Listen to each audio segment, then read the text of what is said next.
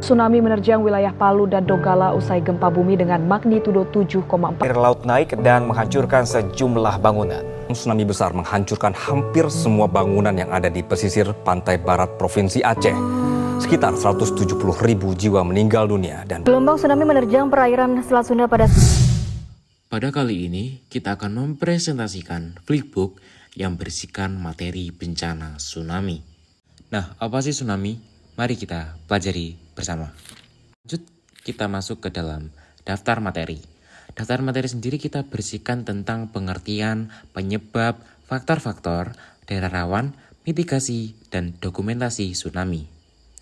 Setelah itu kita lanjut ke pengertian tsunami. Secara sejarah, tsunami diambil dari bahasa Jepang yaitu su yang artinya pelabuhan dan nami yang artinya gelombang. Yang berarti bahwa tsunami merupakan gelombang laut dahsyat dikarenakan gempa bumi dan letusan gunung api di dasar laut. Sedangkan kalau menurut Pusat Vulkanologi dan Mitigasi Bencana Geologi, tsunami merupakan gelombang air laut besar yang menjalar ke segala arah dengan kecepatan tinggi. Nah, kali ini kita menunjukkan tentang rekaman tsunami Palu pada tahun 2018.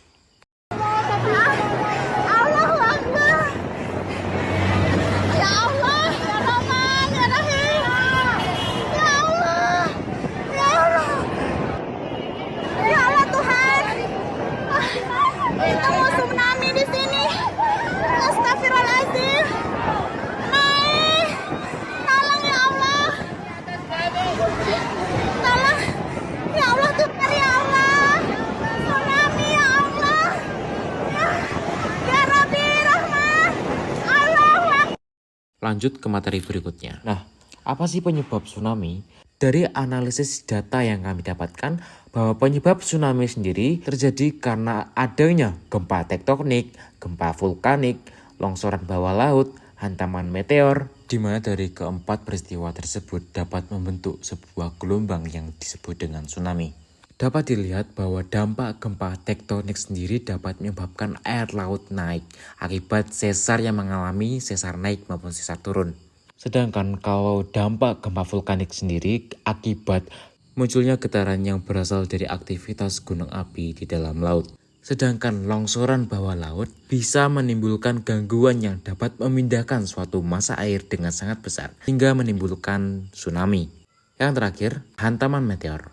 Ya, walaupun tsunami yang diakibatkan oleh meteor ini sangat langka, namun pada zaman dahulu tsunami dapat terbentuk akibat jatuhnya meteor ke dalam bumi yang menimbulkan munculnya gelombang air tsunami. Lanjut ke materi faktor tsunami. Faktor pertama, berletak di daerah patahan lempeng benua. Kenapa?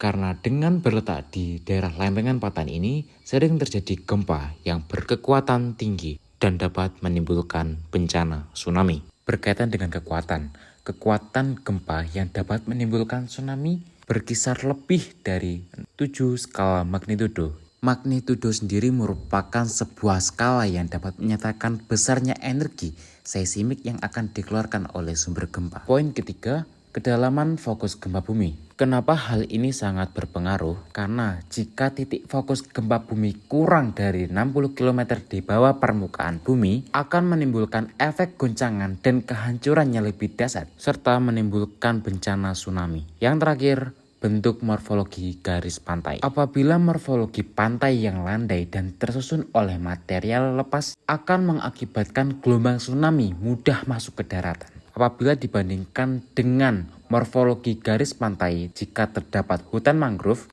akan ada perambat untuk memperlambat laju air. Lanjut ke materi daerah rawan tsunami. Daerah rawan tsunami merupakan daerah yang memiliki intensitas kewaspadaan tinggi terhadap gelombang air tsunami. Tsunami dapat terjadi apabila muncul sebuah gempa dengan kekuatan tinggi, longsor bawah laut, atau hujan meteor. Gempa tektonik merupakan salah satu penyebab sering tsunami apabila terjadi gempa tektonik pada sebuah lempeng benua mengalami yang sesar. Klasifikasi wilayah rawan tsunami sangat beragam, antara lain 1. Berada dekat atau dilewati padat lempeng tektonik dasar laut. 2. Wilayah topografi wilayah yang rendah. 3. Dikelilingi dengan perairan yang dilewati lempeng tektonik. 4. Jarak wilayah kurang 30 km dari pusat titik gempa. 5. Memiliki morfologi garis pantai yang rendah. 6. Memiliki gunung berapi aktif yang berdekatan dengan wilayah perairan. Lanjut ke materi selanjutnya. Nah, apa sih mitigasi? Mitigasi menurut Kepala BMKG merupakan upaya untuk menanggulangi bencana yang memberikan ancaman atau bahaya bagi nyawa manusia dan kerusakan lingkungan. Mitigasi dibedakan menjadi dua, yaitu mitigasi struktural dan mitigasi non-struktural. Mitigasi struktural merupakan upaya meminimalkan bencana yang dilakukan melalui pembangunan berbagai prasarana fisik dan menggunakan pendekatan teknologi. Contoh tindakan yaitu penanaman mangrove, pembuatan jalur evakuasi, pembuatan benteng pemecah ombak, pemasang peringatan dini tsunami, dan masih banyak lagi. Sedangkan kalau non-struktural merupakan upaya mengurangi dampak bencana selain dari upaya tersebut di atas. Biasanya dalam pembuatan lingkup peraturan. Dari sumber BMKG, tindakan yang dapat kita hadapi saat bencana tsunami dapat dilihat pada kolom di bawah ini. Dan berikut kompilasi video bencana tsunami yang terjadi di Indonesia.